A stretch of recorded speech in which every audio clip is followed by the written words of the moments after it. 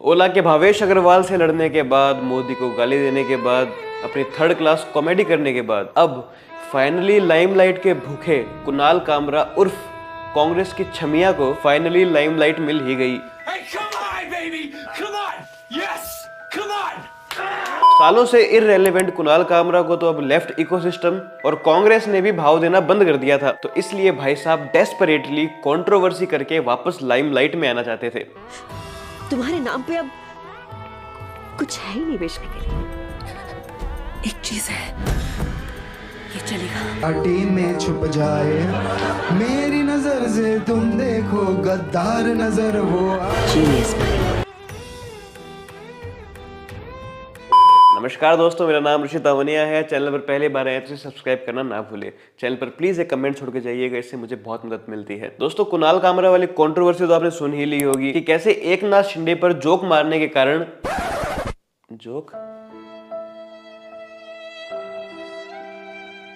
गंदा गाना गाने के कारण गद्दार नजर वो आए। कौन भौंक रहा है ये बदतमीज? शिवसेना के लोगों ने आउटरीच किया। जहां वो शो हुआ था, जहां कुणाल कामरा का शो हुआ था, उस वेन्यू पर जाकर, हैबिटेट में जाकर वहां तोड़फोड़ शुरू कर दी। पता नहीं ऐसे डेंजरस सिचुएशन में मैं ऑटोमेटिकली आगे कैसे आ जाता हूँ। अरे यार, तुम लोगों से एक्सपेक्ट किया था मुन्ना भैया, तुम लोग कुर्सी तोड़कर आ गए। सबसे पहले तो मैं यही कहना चाहूंगा कि हैबिटेट जहां कुणाल कामरा का शो हुआ था, वहां तोड़फोड़ होना बहुत ही गलत है, क्योंकि उनका बेचारों का इसमें कोई रोल नहीं है। वो एक प्लेटफॉर्म है जो कॉमेडियंस को, पोएट्री करने वालों को एक स्टेज देता है। उनके वेन्यू को तोड़ना बहुत ही गलत है। पहले भी समय रहने वाले टाइम भी, उस कंट्रोवर्सी के टाइम भी ये वेन्यू, ये हैबिटेट बंद हो गया था, और बाद में अब जब खुला है तो लोग आकर यहाँ की कुर्सियां तोड़ गए। इनका हाल तो बाराती के ढोल की तरह हो चुका है, बज ही बज रहे हैं। साले तू ढोलकिया है क्या? बच गया कुणाल कामरा।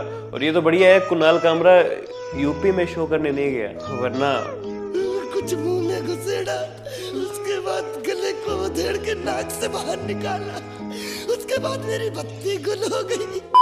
और दोस्तों, जैसे मैंने समय रहने वाले वीडियो में कहा था कि कॉमेडी बहुत ही सब्जेक्टिव है। कोई आदमी किस बात पर ऑफेंड हो जाए हमें नहीं पता चल सकता। तो चाहे पॉलिटिशियन पर जोक मारना हो या फिर किसी सोशल इशू पर जोक मारना हो, एज अ सटायर जोक मारना हो, तो वो फ्रीडम ऑफ स्पीच के अंडर रहना चाहिए। उस मुद्दे पर वायलेंस नहीं होना चाहिए। बट एक बार कुणाल कामरा के केस को देखते हैं। समय रैना और रणवीर अलाहाबादिया की जो कंट्रोवर्सी हुई थी, उस समय दोनों अपने करियर के पीक पर थे। वो नहीं चाहते थे कि उनसे रिलेटेड कोई भी कंट्रोवर्सी हो, लेकिन कुणाल कामरा न जाने कब से पब्लिसिटी के लिए भीख मांग रहा है। कभी ओला के फाउंडर भावेश अग्रवाल से लड़ता है, कभी एयरप्लेन में जाकर अर्नब गोस्वामी से बदतमीजी करता है, Coward Arnab Goswami questions about his journalism. कभी पब्लिसिटी के लिए मोदी और बीजेपी पर जोक बनाता है। अरे बेटे, तुझे थकान नहीं लग रही क्या? तो इतने समय से ये लाइमलाइट के लिए भीख मांग रहा था, बड़ी कंट्रोवर्सी चाह रहा था, और जब अब ये कंट्रोवर्सी हो चुकी है तो भाई साहब आ गए हैं फुल लाइमलाइट बटोरने और फुल सिंपैथी कार्ड खेलने। जहां समय रैना और रणवीर अलाहाबादिया ने आज तक एक वीडियो नहीं डाली है, कुणाल कामरा भाई साहब धड़ाधड़ वीडियो डाल रहे हैं, एक के बाद एक वीडियो डाल रहे हैं, क्योंकि इनको पता है रीच लेने का और लाइमलाइट लेने का ये बेस्ट समय है। बेशर्म आदमी। और पूरा टूल किट गैंग, पूरा लेफ्ट इकोसिस्टम एक्टिव हो चुका है कि हम तो बस कुणाल कामरा के साथ खड़े हैं, हम तो संविधान के साथ खड़े हैं। लेकिन ये वही लोग हैं, जब उद्धव ठाकरे की शिवसेना ने कंगना रनावत के ऑफिस को तोड़ा था तो फुल खुशियां मना रहे थे। मुझे तो दुख नहीं हो रहा है। रिवाइंड फॉरवर्ड करके वीडियो बहुत बार देखा। ठीक है, कर लो। दुख नहीं हुआ मेरे को, तो देखते रहो। मेरे को अच्छा लगा। देख लीजिए, ये है देश का इंटेलेक्चुअल क्लास। जिस देश का विद्वान ही चुना हो।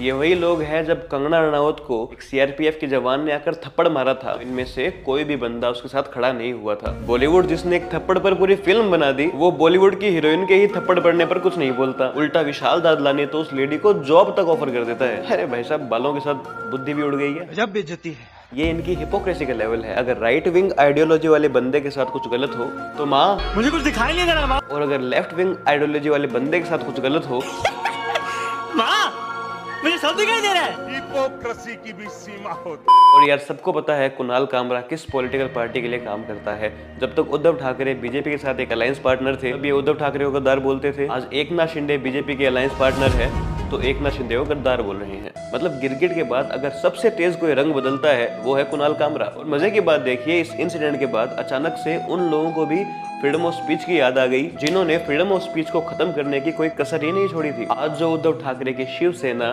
फ्रीडम ऑफ स्पीच की बात कर रही है, ये मैं मानता हूँ कि एक freedom of expression.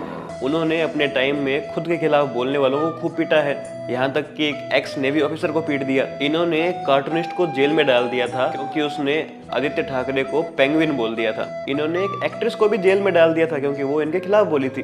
तो ये लोग फ्रीडम ऑफ स्पीच की बातें करते उतने ही अच्छे लगते हैं जितना ध्रुव राठी डेमोक्रेसी की बात करते बढ़िया लगता है। और इस मामले में प्रियंका चतुर्वेदी की तो अच्छी बेइज्जती हुई है। Has been responsible for not one but many such incidents.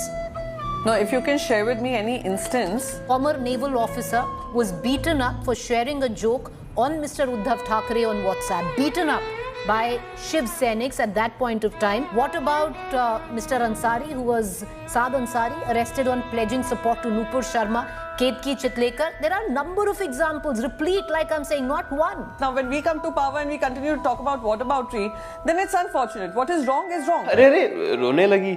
आप लोग रोना बंद कीजिए। मैं तो खुद हमेशा से फ्रीडम ऑफ स्पीच को सपोर्ट करते आया हूँ, भले वो कॉमेडियन हो या कोई और आर्टिस्ट हो।